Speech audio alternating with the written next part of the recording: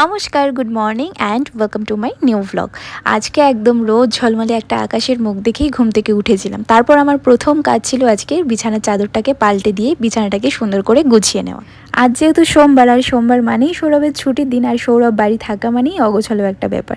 তাই আমি আজকে বিছানাটাকে যতই ভালো করে গুছিয়ে রাখি না কেন, বিছানার জায়গায় সুন্দর পরিপাটি হয়ে একদমই থাকবে না। অলরেডি সেটা শুরু হয়েও গিয়েছে। যাই হোক, বিছানাটাকে ক্লিন করে বারান্দায় এসে দাঁড়িয়েছিলাম, তখন দেখলাম মা এখান থেকে কিছু সবজি নিচ্ছে, গাজর আর বিনস। তো গাজর আর বিনসটা আমাদের বাড়িতে সবসময় রাখা হয়, কারণ প্রত্যেক দিন গুগলি তো খাই, আর তার সাথে সাথে আমরাও কোন দিন কোনটা খাবো, কোনটা খেতে ইচ্ছা করবে, কি বানাবো, আমাদের কারোর মাথার ঠিক থাকে না। তো সেই জন্য তাই গাজর আর বিনসটা আমাদের বাড়িতে সবসময় বলতে গেলে অ্যাভেলেবেল থাকে। খুব কম এরকম হয় যে গাজর আর বিনসটা আমাদের ফ্রিজে পাওয়া যায় না।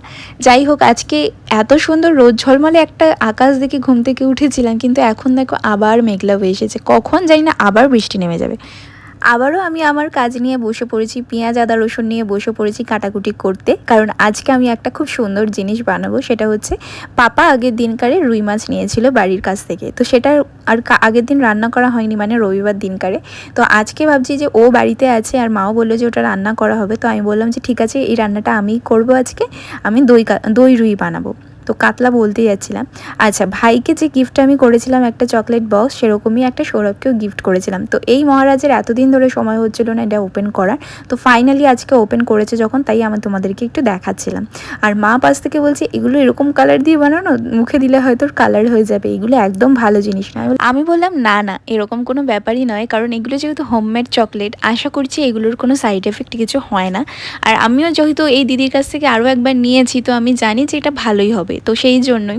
আর আমার মনে হয় যে যে যে কাজটা করছে তাকে সেই কাজে সম্মানটা দেওয়া উচিত। আর আমার এই জিনিসগুলো, মানে বিশেষ করে হ্যান্ডমেড জিনিসগুলো আমার প্রচণ্ডই পছন্দের। যেমন যারা কেক বেক করে, যারা চকলেট বানায়, বা কোনো মানে জুয়েলারিস বানায়, ক্লে দিয়ে বলো, বা যে কোনো হ্যান্ডমেড যে কোনো জিনিস আমার প্রচণ্ড পছন্দের। তাই তারা যখন জিনিসগুলো বানায়, আমি চেষ্টা করি তাদেরকে সেই যোগ্য সম্মানটা দেওয়ার। চলো, তোমাদের সাথে গল্প করতে করতে আমি এখানে দই রুই বানানোর জন্য আমার সমস্ত রকমের যা যা উপকরণগুলোর দরকার সব কিছু গুছিয়ে নিয়েছি।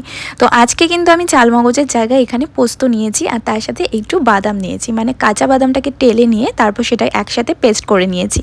তারপর পেঁয়াজ আদা রসুন যেটুকুনি লাগবে সেটার একটা পেস্ট, আর একটুখানি টক দই, আর তার সাথে নিয়েছি কিছু গুঁড়ো মশলা। আর তারপরে কড়াইতে তেল গরম করে আমি এখানে গোটা গরম মশলা প্রথমে ফোড়নে দিয়ে নেব, আর তার সাথে দিয়েছি দুটো তেজপাতা। তো কিছু পেঁয়াজ সুন্দর করে কুচি কুচি করে নিয়েছিলাম, সেটাও আমি এর মধ্যে দিয়ে একটু ভাজা ভাজা করে নেব। দেন এর মধ্যে অ্যাড করে দিয়েছিলাম পেঁয়াজ আদা রসুনের পেস্টটা, তারপর একটু হালকা নাড়াচাড়া করে একটু কষিয়ে নেব। আর এটা দেওয়ার সময় আমি তখন ভিডিও করতে পারিনি, কারণ এক হাতে রান্না করা আর এক হাতে ভিডিও করাটা বলি না যে সবসময় একটু চাপের হয়ে যায়। তো সেই কারণে আমি একটু সাবধানেই করার চেষ্টা করি, কারণ খুব ভয় লাগে যদি কিছু উল্টোপাল্টা বা এদিক ওদিক হয়ে যায়, তো সেই কারণে। দেন এটা কষে নেওয়ার পর আমি এখানে ওই যে বাদাম আর পোস্তটা বেটে রেখেছিলাম, মানে পেস্ট করে নিয়েছিলাম, সেটাও এখানে অ্যাড করে দিলাম।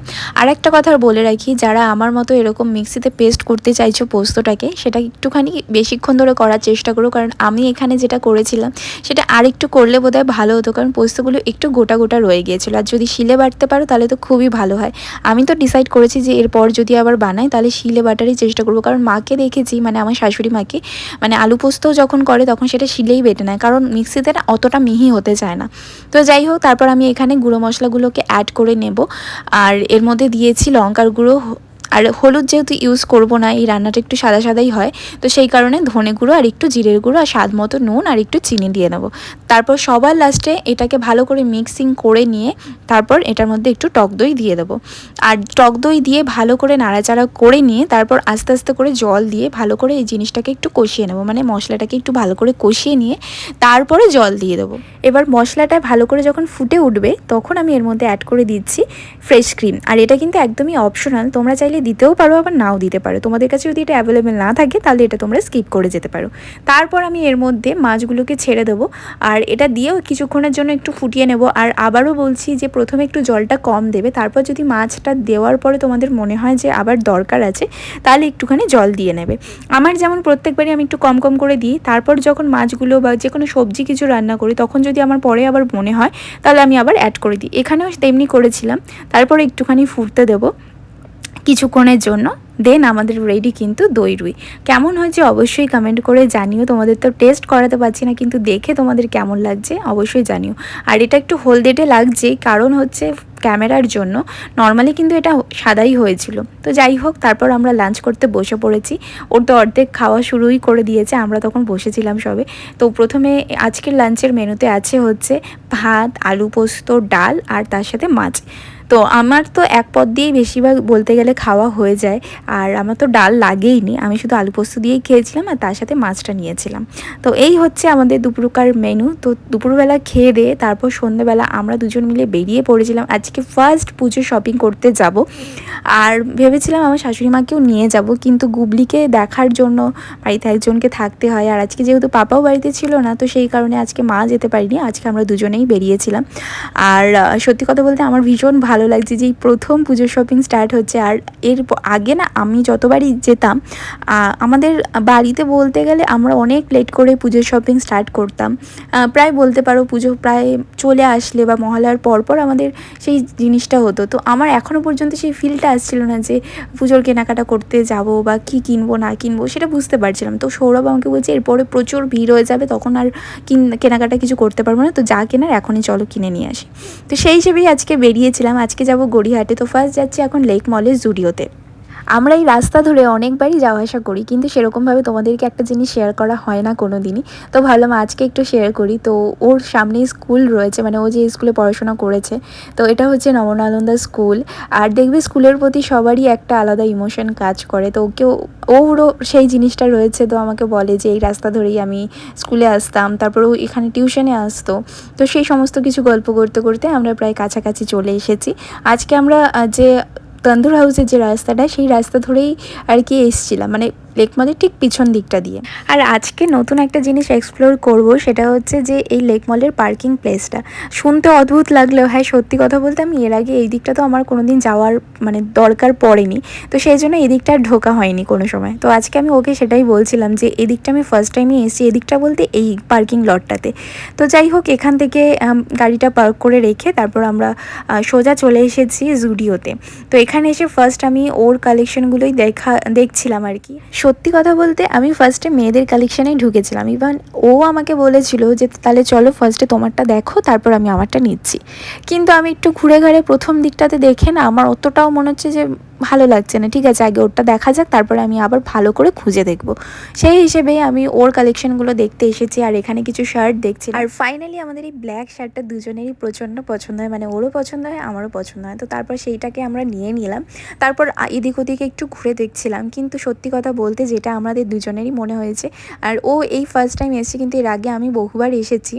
আর আমার মনে হয় যে গড়িয়াহাটের কালেকশানটা একটু বেশি আর একটু সুন্দরও বেশি। আমি জানি না যে এটা কী করে কম্পেয়ার করবো, বা একই কোম্পানির দুটো ব্রাঞ্চে আলাদা আলাদা কী করে হতে পারে। তো এটা আমার পার্সোনালি মনে হয়েছে। আমি জানি না আমার সাথে তোমাদের কোনো মতের মিল হবে কি না, কারণ এখানে আমার বড্ড এটা মনে হয়েছে যে এখানে বেশিরভাগ বাছাই জিনিসগুলোকে রাখা হয়েছে, বিশেষ করে মেয়েদের কাউন্টারটাতে, মেয়েদের সেকশনটায়। আমি জানি না এটা আমার সাথে তোমাদের ম্যাচ হচ্ছে কিনা, কিন্তু এখানের থেকে গড়িয়াহাটেটা প্রচুর অপশানস বেশি। আমি এর আগে যেবার গিয়েছিলাম সেখানে প্রচুর প্রচুর ভ্যারাইটি অপশান পেয়েছি, সেটা মেয়েদের হোক ছেলেদের হোক। তো আমার প্রচণ্ড ভালো লেগেছিলো, কিন্তু এবার গিয়ে আমি পুরোপুরি ডিসঅ্যাপয়েন্টেড হয়েছি বলতেই পারি, কারণ আমার সেরকম কিছুই ভালো লাগছিল না। ইভেন জুতোর কালেকশন, এত জুতোর কালেকশন রয়েছে, কিন্তু আমার একটাও ভালো লাগছিল না। হতে পারে যে আমারই হয়তো একার মানে আমার চয়েসের সাথে এখানে যে কালেকশানগুলো আছে সেগুলো চয়েস হচ্ছিলো না, কিন্তু কালেকশান প্রচুরই ছিল, কিন্তু আমার সব টাইম দেখে মনে হলো অ্যাভারেজ লাগছিলো। তারপর আমরা লেক মলের মানে পুরো জায়গাটা একটুখানি মানে ঘুরে ঘুরে দেখছিলাম। তারপরে কি করব ভাবলাম যে চলো তাহলে একটুখানি স্মার্ট বাজারে যাওয়া যাক। তো প্রথমেই পারফিউমগুলো দেখছিলাম, তো ঢুকেই এখানে সেল চলছিল। তো যাই হোক, সেখান থেকেই কিছু দেখলাম। তারপর আমি আমাদের সেকশনটা একটুখানি দেখছিলাম যে এখানের কালেকশান কীরকম কী এসছে। তো ভাবলাম যে তোমাদেরকে দেখালেও হয়তো তোমাদের সুবিধা হতে পারে। আর একটা খুব বাজে জিনিস, জুডিওতে তো মানে একদমই অ্যালাউ করে না, আমি জানি না এটা কেন করে। দেখতে পেলে ভীষণই মানে মিসবিহেভ করে যাকে বলে। তো সেই জন্য আমি চাইছিলাম না কোনো কিছু মানে সিনক্রিয়েট হোক সেখানে। তো সেই জন্য খুব লিমিটেডভাবে আমি ভিডিও করছিলাম, কারণ লাস্ট একবার বৌদি ভাইয়ের সাথে গিয়ে আমরা ভীষণই ডিসঅ্যাপয়েন্টেড হয়েছিলাম। ইভেন আমাদের সাথে এমন মিসবিহেভ করা হয়েছিল সেটা বলার মতো না। আমরা চাইলেই সেখানে ভিডিও করতে পারতাম, কিন্তু ভাবলাম কি দরকার। তো সেই জন্য সেই হিসেবে ভেবে আমরা ছেড়ে দিয়েছিলাম। আর তখন একদমই জুডিও তখন নতুন নতুন মানে উঠেছিল বলতে পারি। এখানে দেখলাম চলেই বেরিয়েই যাচ্ছিলাম, তারপর ভাবলাম স্মার্ট বাজারে একবার ঢুকে দেখি। তো সেখান থেকে আমি একটা জিন্স নিলাম, আরও একটা স্পেশাল জিনিস নিয়েছি, সেটা এখন বলবো না, কারণ কয়েকদিন পর জানাবো, কারণ এখন বললে ব্যাপারটা রিভিল হয়ে যাবে। তো সেই জন্য বুঝতেই পারছো সামনে রাখি আসছে, তো রাখি রিলেটেড কিছু জিনিস নিয়েছি, তো অনেকটাই নিয়েছি এবার, সেই জন্য যাই হোক এখানে এই ট্রলিটা নিয়ে নিয়েছি। আর এটা গুগলির জন্য নেওয়া হয়েছে। আমি খুব বেশি কালেকশন তোমাদের সাথে শেয়ার করিনি, তবে কিছু কিছু কালেকশান শেয়ার করেছি। এটা হচ্ছে মেন্স সেকশনটায়। তো এখানে কিছু কিছু টি শার্ট আমি দেখছিলাম আর কি, মানে তোমাদের সাথেও দেখাচ্ছিলাম যে কোনগুলো, বাট এই ব্ল্যাক কালার বা পার্টিকুলার এই লাইট কালারগুলো কিন্তু আমার বেশ পছন্দ হচ্ছিলো, মানে ভালো লাগছিলো আর কি বলতে পারো। আর মোটামুটি এখানে বাজেট ফ্রেন্ডলি আছে। আর এখানে যেমন রিল্যাক্সে আমি ভিডিও করছিলাম, কোনো প্রবলেম হচ্ছিল না। তো যাই হোক কি বলবো, সব জায়গায় যেখানে আর কি, যেখানে যদি অ্যালাউ না করে সেটা তো আমি বলতে পারি না। আর এই ছেলেকে দেখো কি সুন্দর বেছে বেছে ভিডিও করছে, মানে ও যখন নিজেরটা দেখছে তখন আমি ভিডিও করে দিচ্ছিলাম ঠিকই, কিন্তু আমারটা করার সময় আর মানে আমি যখন আমার জিনিসগুলো দেখছি তখন আমাকে নিজেরটা করতে হচ্ছিলো। এক এক সময় করে দেয়, আবার এক এক সময় কী জানি ভীমরতিতে ধরে, কিছু করতেই চায় না। তো যাই হোক ও ওখানে ট্রায়াল রুমে ট্রায়াল দিতে গেছে, আর আমি ততক্ষণে নিজেকে একটুখানি আয়নায় দেখে নিচ্ছিলাম, তার সাথে ভিডিও করে নিচ্ছিলাম। মানে মেয়েদের যেটা শপিং মলে গিয়ে প্রথম কাজ থাকে আর কি, মানে শপিংও করবো, আবার এদিক ওদিক ঘোরাঘুরিও করবো, ছবিও তুলবো, সবই হবে একসাথে। জামা কাপড়ের দিক থেকে এবার চলে এসেছি এইসবের দিকগুলোতে।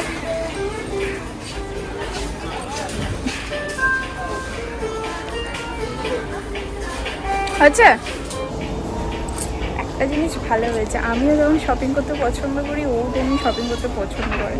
অনেকক্ষণ ধরে ঘুরে ঘাড়ে দেখছি, কিনছি, কিছু বলছে না। তো এরকম যদি পার্টনারের কোঅপারেটিভ হয় তাহলে ভালো হয় শপিংয়ের ক্ষেত্রে মেয়েদের, কিন্তু যদি এরকম হয় যে না পছন্দ উনি কিছু সময়ই দিচ্ছে না, তখন ভীষণ প্রবলেম হয়ে যায়। তো এখন আমরা আছি স্মার্ট বাজারে, এই তো এখানেই। তো এখন ধরে এই প্লাস্টিকের জারগুলোই খুঁজছিলাম, কারণ চিনি রাখার জন্য ঘরে একটা কৌটো লাগতো।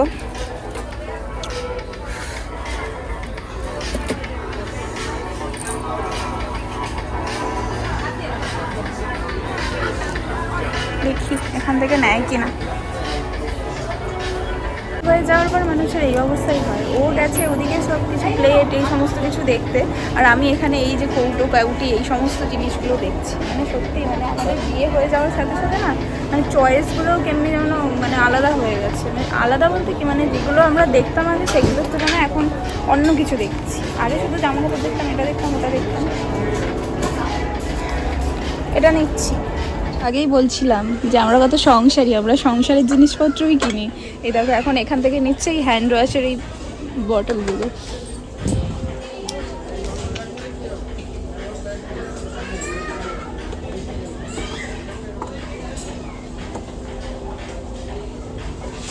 এই কালারটাও সুন্দর লাগছে কিন্তু।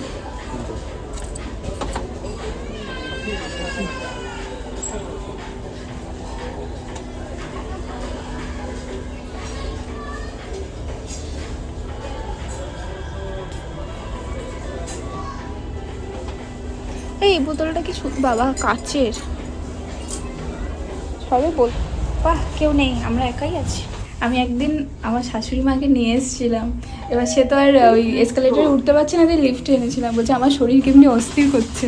বলছিলাম তো এখান থেকে বাজার কলকাতায় যাবো, কিন্তু সেটা আর হচ্ছে না, কারণ এখন অনেক মানে ব্যাক হয়ে গেছে, তো নিয়ে বসতে আমাদের অসুবিধা হবে। তো সেই জন্য থাক, যেটুকু হয়েছে হয়েছে, আর বাকিটা পরে আরেকদিন করা যাবে। আজকে বাইকের পিছনে বসে আসার সময় প্রচণ্ড রিস্কের সাথে ভিডিওটা করছিলাম, কারণ ক্লিপিংসটা তুলছিলাম। আর ভারী ভারী দুটো ব্যাগ রয়েছে আমার হাতে, তো ও আমাকে বলছিল দুদিকে নেওয়ার কথা, কিন্তু আমি আবার পাকা মেয়ের বলেছিলাম না একদিকেই থাক, আমার ব্যালেন্সটা ঠিক থাকবে, মানে দুদিকে নিলে ভালো হতো, দুদিকে ব্যালেন্সটা ঠিক থাকতো। যাই হোক তারপর এদিক ওদিক ঘুরে একটু ফুচকা খেয়ে বাড়িতে আবার সবার জন্য একটু চপ নিয়ে এসেছিলাম। আর আজকে যা যা কিনেছি বা পুজোর জন্য যা যা জামাকাপড় কিনেছি এখনই দেখাচ্ছি না, আর একটু জমক কিছু কিনি, তারপরে একবারে তোমাদেরকে শেয়ার করব। তো চলো চপ খাওয়া দাওয়া করে আমরা অনেক দিন পর একটু লুডো খেলতে বসেছি।